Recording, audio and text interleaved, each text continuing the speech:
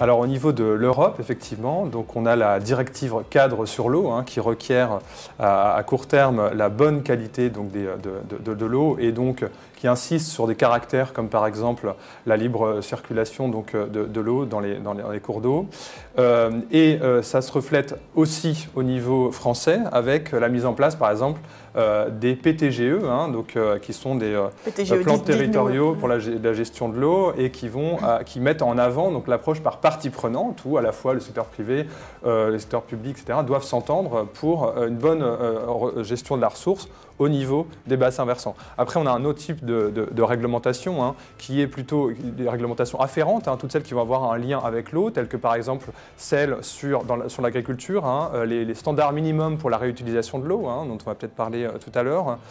Également, donc, ne serait-ce que des réglementations telles que la politique agricole commune qui vont avoir un rôle important puisque je rappelle que le premier secteur utilisateur d'eau, c'est quand même à l'échelle mondiale, c'est donc l'agriculture. La PAC a des points précis sur l'eau. Tout à fait. Et après, donc, un dernier point, pour le secteur financier, ce qui importe aussi, c'est les enjeux de taxonomie. Donc aujourd'hui, la taxonomie aborde les questions de l'eau à travers, donc, par exemple, des activités éligibles, telles que la distribution d'eau dans des conditions durables.